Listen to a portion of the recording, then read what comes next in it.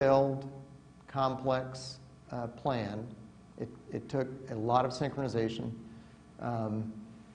And that operational maneuver, which had forces coming from the north through center, through the south, and then center through the south and to the south, was all designed to alleviate that and to take advantage of the lift assets. So, I mean, if you were out on one of the highways that we're doing most of our traffic most of the time, I don't, you know, I've heard the term Red Ball Express maybe sometimes, but not all the time.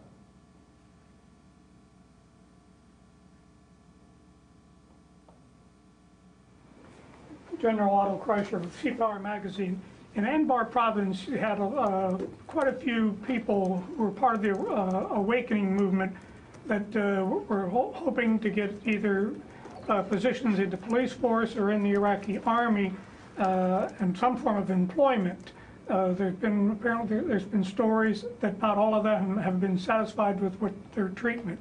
What is the situation with the awakening troops down there? I'm sorry I didn't catch your name, but thanks for that question. It wasn't just in Anbar province. The Sahwa, the awakening, was also in some of the other provinces. At a very critical time, they came forward and assisted with, as you well know, with a challenge and provided security to the Iraqis. There are still work. Some of those have been assimilated into government jobs.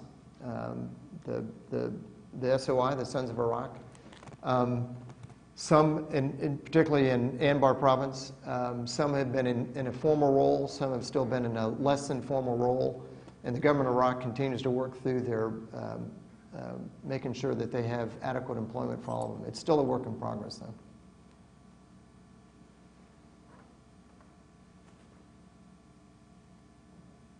Hi, General. John Harper with the Asahi Shimbun.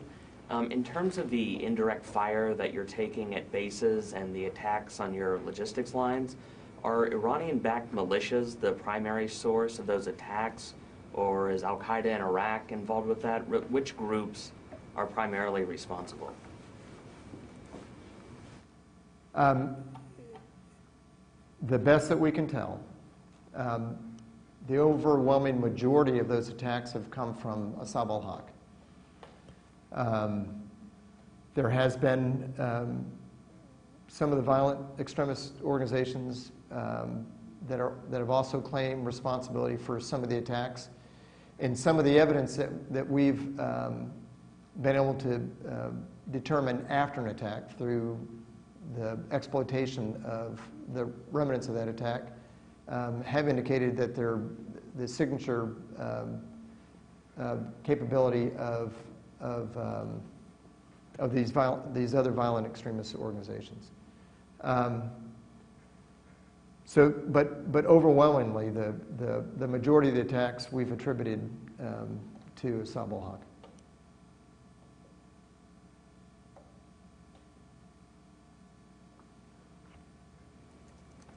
General, it's Mike Evans again. In sort of general terms, the 8 years experience of fighting in Iraq, how would you say that has improved the combat effectiveness and counterinsurgency skills of the U.S. military? Well, I think it's, Mike, thank you. I think it's had a huge impact. You know, for the last 8 years, we've either been deployed or we've been back to improve our equipment or to retrain and to again redeploy. Now, of course, the entire force has transitioned over time. Some have left the military, but a huge majority have continued to serve through those 8+ years. And in terms of our capability to go into a difficult situation, to be able to think creatively about it, to be able to apply some of our doctrine, to be able to work with all the other stakeholders inside of that environment. I think it's just made us an incredibly stronger, more resilient, more battle-proven force. It's also had a tremendously positive impact, not just on our training and our formations, but also on our equipment. Like I said, over these years, we've been able to take the lessons that we've learned on these many battlefields and these in these many environments, and we've used it to improve our kit and our equipment. So I've been doing this for 34 years, and you've probably heard this before, Mike, but this is the best force that I've seen in my 34 years serving.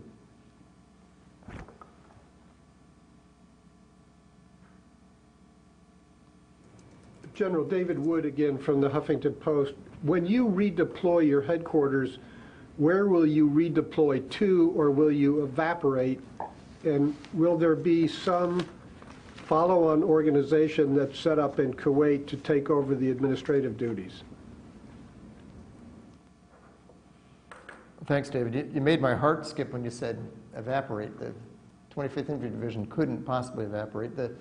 Physically, my headquarters will go back to, will be forced to go back to Hawaii. But there will not be another division headquarters to replace us inside of Iraq. And my division headquarters will, as all the other division headquarters that have redeployed, will reset our people and equipment. We'll be given the opportunity to train for our next task, and there'll be a task for us another mission for us to assume in the not too distant future. But we are the last U.S. division headquarters in Iraq.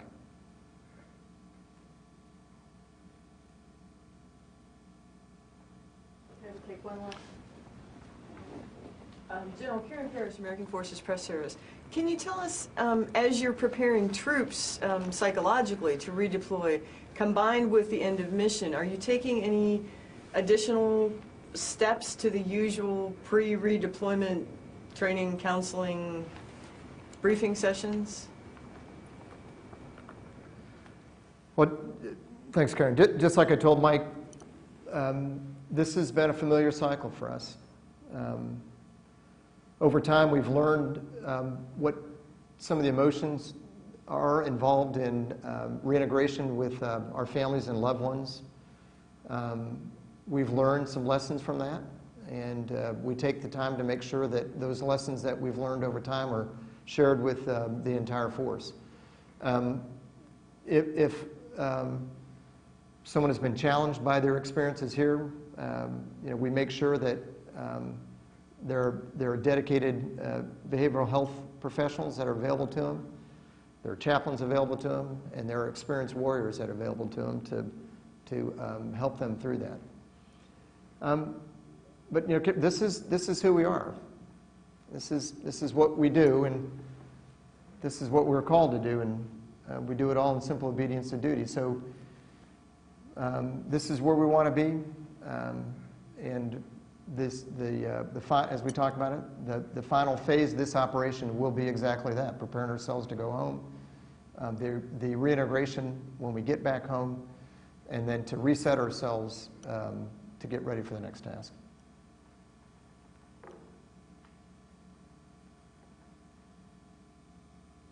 So I've got a couple more hands, so if you don't mind, I'll try to finish those out here. So, Charlie. Charlie Hayes again, sir, from CNN. Very quickly, what difficulties are you experiencing with contractors not evacuating bases in a timely fashion as you want to manage this withdrawal? Thanks, Charlie. No major challenges. That's the beauty of a contract. There have been some unforeseen challenges in terms that we had a fire on Victory Base where some visas were destroyed. It took, obviously, there's a little challenge for that contractor to be able to redeploy those third country nationals that were here, providing the services that they provided. But, my experience has been just the opposite. The overwhelming majority of the contractors that have been working with the U.S. military over these many years are extremely responsive. We didn't just spring this plan on them, We've known for some time that we were going to draw down. We didn't know the details necessarily throughout that, but we knew we were going to draw down. And so they've had time to prepare, and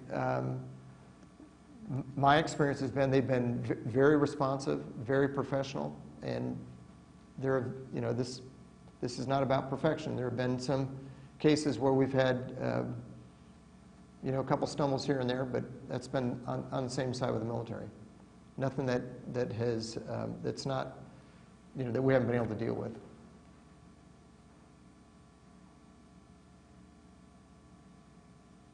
All right, sir, and I promise this is the last one. John. Harbor again. A minute ago you said that there'll be another mission for you to assume in the not too distant future. Did you mean another mission in Iraq? No. No. Thanks, John. Thanks for clarifying that. No, not another mission in Iraq. And I don't know what that mission is. That could be, you know, having to do with, you know, a presence in the Pacific Theater. We are America's Pacific Division. I don't know if it'd be a training mission. No, I don't. You know, we'll prepare ourselves to be ready for the next mission is probably a better way to put it. But no, we are not missioned to come back to Iraq.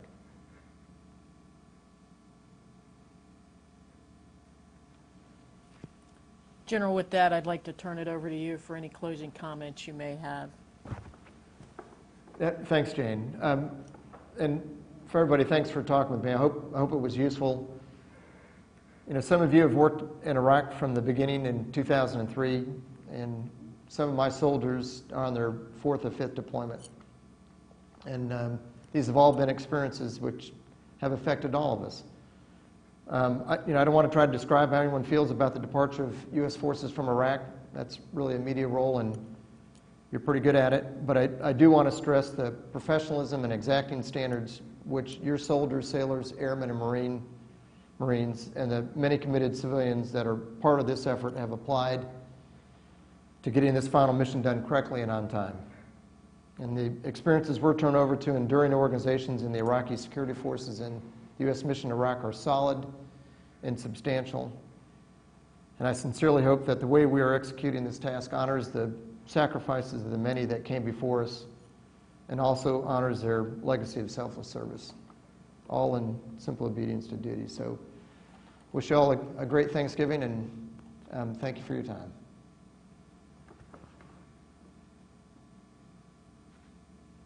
To all the men and women of the Tropic Lightning Division, mahalo nui loa for the work that you have done. Godspeed as you continue with the drawdown of forces. Thank you, sir.